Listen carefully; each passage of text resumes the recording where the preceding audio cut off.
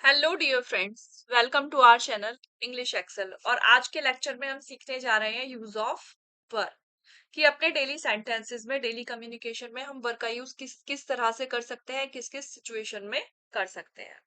तो चलिए स्टार्ट करते हैं आज का लेक्चर। और सबसे पहले देखते हैं व्हाट इज वर। वर क्या है? वर जो है वो टू बी की पास्ट फॉर्म है, जो कि प्लूरल सब्जेक्ट्स के साथ में यूज की जाती है। जैसे कि हमने बताया था, बी की फॉर्म टोटल 8 होती है। पहली 3 फॉर्म है हमारी प्रेजेंट की फॉर्म, इज, आर और हैव। फिर पास्ट फॉर्म है इसकी वॉज और वर। वॉज का यूज हम पहले ही सीख चुके हैं, आज हम सीखने जा रहे हैं वर। तो वर हमेशा प्लूरल सब्जेक्ट्स के साथ में यूज होता है और प्लूरल प्रोनाउन जैसे you, we and they. Commonly daily conversations में हम पास्ट इवेंट्स, स्टेट और कंडीशंस को शो करने के लिए, रिप्रेजेंट करने के लिए हम वर का यूज करते हैं। जैसे दे वर हैप्पी। दे क्या है? प्लूरल सब्जेक्ट है। हमेशा ध्यान रखिए कि अगर प्लूरल सब्जेक्ट है तो जो वर्ब लग रही है उसके साथ में वो भी हमेशा क्या होगी? प्लूरल होगी। सिंगुलर सब्जेक्ट है तो उसके साथ यूज होने वाली वर्ब भी हमेशा क्या होगी? सिंगुलर होगी। तो यहाँ पे दे क्या है? प्लूरल है, तो इसके साथ पास्ट की जो फॉर्म लग रही है वर्ब, वो भी क्या है? प्लूरल है। तो वर हमेशा प्लूरल सब्जेक्ट के साथ में यूज होगा। जैसे देवर हैप्पी, वे खुश थे। You were at the party, वो पार्टी में थे। Sorry, you were at party यानी तुम पार्टी में थे। तो कब कब हम जो है प्लूरल सब्जेक्ट के साथ में वर यूज कर रहे हैं? वर यूज किया जाएगा हमेशा पास्ट टेंस में। पास्ट की बात करने के लिए हम क्या यूज करेंगे? वर यूज करेंगे। तो सेंटेंस की स्ट्रक्चर क्या होगी? प्लूरल सब्जेक्ट, प्लूरल सब्जेक्ट में हमारा क्या है? यू, वी, दे या फिर कोई भी प्लूरल नाउन। इसके साथ हम क्या यूज करेंगे? वर। और इसके साथ में क्या आएगा? कोई एडजेक्टिव आएगा या फिर कोई कॉम्प्लीमेंट आएगा। For example, you were my friends, तुम मेरे फ्रेंड्स थे। We were at the concert, हम कंसर्ट में थे। दे वर प्लेइंग सॉकर, वे सॉकर खेल रहे थे।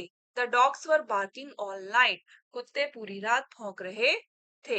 या you were studying, you were studying all night, तो भी क्या आएगा? वर का यूज होगा। तो हमेशा ध्यान रखिए कि जो भी प्लूरल सब्जेक्ट है, जैसे यू है, वी है, दे है, प्लूरल नाउन है, इन सब के साथ हम क्या यूज करेंगे पास्ट टेंस के लिए? वर। ये जो वर यूज करते हैं वो हम दो कंडीशन में करते हैं। एक करते हैं हम सिंपल पास्ट में। ये सिंपल पास्ट, या जब भी हम सिंपल प्रेजेंट की बात कर रहे हैं तो we are not talking about simple present indefinite और past indefinite as according to the international standards. हम बात कर रहे हैं बिल्कुल सिंपल वाले की, जैसे तुम एक लड़की हो, तुम एक टीचर थी, इस तरह के सेंटेंस की। तो सिंपल पास्ट में प्लूरल सब्जेक्ट के साथ हम क्या यूज करेंगे? वर यूज करेंगे। और दूसरा हम यूज करेंगे इसे पास्ट कंटिन्यूअस में। पास्ट कंटिन्यूअस में भी प्लूरल सब्जेक्ट के साथ में हम वर का यूज करते हैं। तो किस किस सिचुएशन में किया जाता है वर का यूज? पास्ट स्टेट, कंडीशन या आइडेंटिटीज को शो करने के लिए। जैसे the rooms were clean yesterday. Rooms क्या है? प्लूरल है, प्लूरल नाउन है। और वर भी क्या है? इसके साथ हम क्या यूज कर रहे हैं? वर यूज कर रहे हैं। तो क्या बता रहे हैं? रूम की कंडीशन बता रहे हैं कि रूम कैसे थे? कल साफ थे। The classes were very noisy yesterday. Classes कल बहुत ज्यादा कैसी थी? नॉइजी थी। नॉइजी यानी शोर था उनमें बहुत। The phones were new last year. Phone पिछले साल कैसे थे? नए थे। Those were my favourite books when I was young. जब मैं यंग था तो वो मेरी सबसे ज्यादा फेवरेट बुक्स थी। तो दीज और दोज के साथ में भी हम क्या यूज करेंगे? वर यूज करेंगे। क्योंकि दीज किसके लिए यूज होता है और दोज किसके लिए यूज होता है? प्लूरल के लिए यूज होता है। ठीक है, प्लूरल के लिए यूज होता है। तो इसके साथ भी हम पास्ट में क्या यूज करेंगे? वर यूज करेंगे। इसके अलावा प्लूरल सब्जेक्ट्स के लिए पास्ट टाइम और डेट शो करने में भी हम क्या यूज करते हैं? वर यूज करते हैं। For example, the meetings for at 10 AM yesterday। Meetings कल 10 बजे थी। मीटिंग्स क्या है? प्लूरल, तो क्या यूज किया? Were. Those were the days of our exams. वो हमारे एग्जाम्स के दिन थे। Those were the days of our exams. The events were scheduled for last week. Events पिछले हफ्ते के लिए शेड्यूल थी। स्केड्यूल्ड या शेड्यूल्ड, जो भी आपको सही लगे आप बोल सकते हैं। ठीक है। इसके अलावा पास्ट पोजेशन या बिलोंगिंग शो करने के लिए भी हम वर का यूज करते हैं। For example, these books were ours, ये किताबें हमारी थी। दोज हाउसेस वर देयर्स, वे उनके घर थे। The pens were hers, pen उसके थे। नेक्स्ट सबसे ज्यादा इंपॉर्टेंट यूज कहाँ है वर का? पास्ट कंटिन्यूअस टेंस को बनाने के अंदर भी हम वर का यूज करते हैं।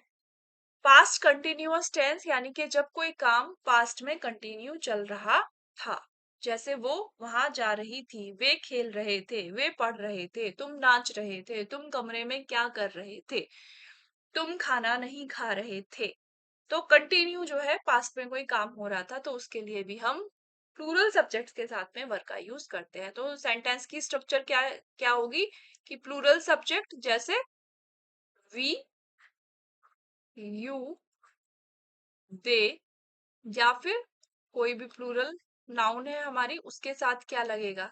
वर्ब, फिर फर्स्ट फॉर्म आईएनजी, फिर कोई ऑब्जेक्ट या complement.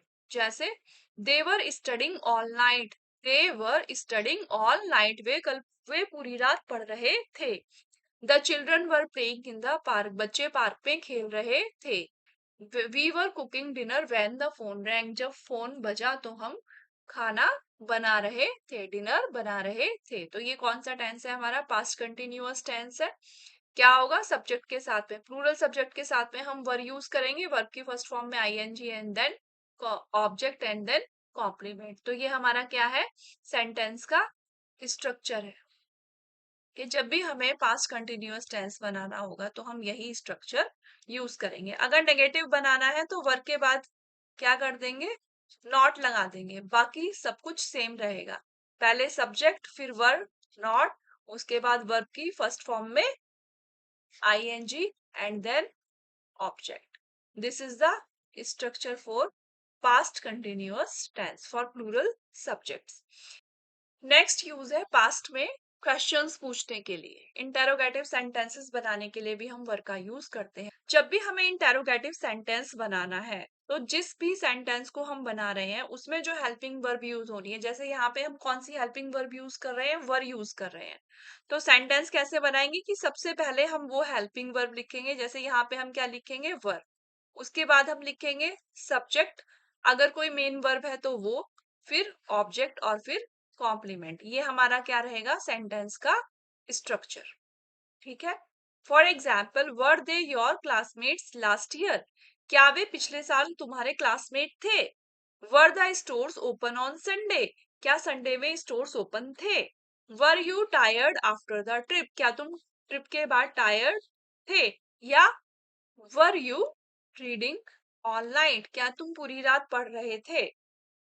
Were they playing in the field, क्या वे मैदान में खेल रहे थे? या वेयर वर यू गोइंग, तुम कहाँ जा रहे थे?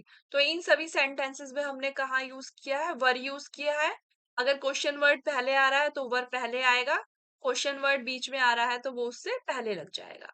बिना क्वेश्चन वर्ड के है तो पहले क्या आएगी? हेल्पिंग वर्ब आएगी, फिर सब्जेक्ट, फिर वर्ब, फिर ऑब्जेक्ट, फिर कॉम्प्लीमेंट। और अगर क्वेश्चन वर्ड है तो सबसे पहले क्या लग जाएगा? आपका क्वेश्चन वर्ड।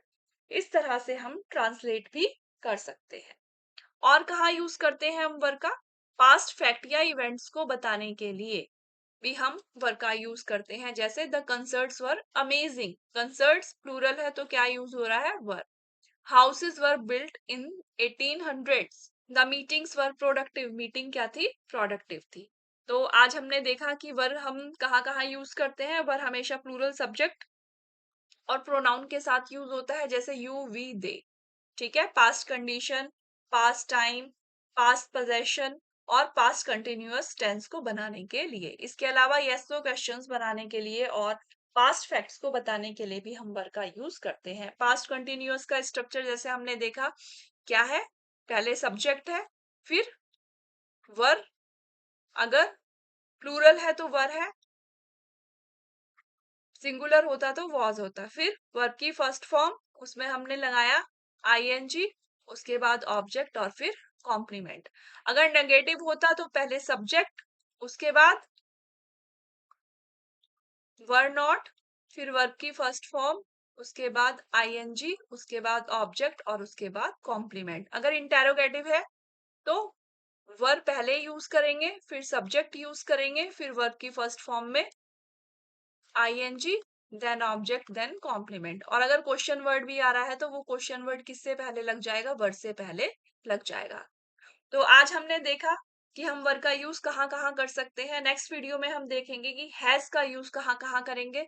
तब तक सीखते रहिए, खुश रहिए, स्वस्थ रहिए, be happy, be healthy and keep learning. See you in the next video. Till then, bye bye.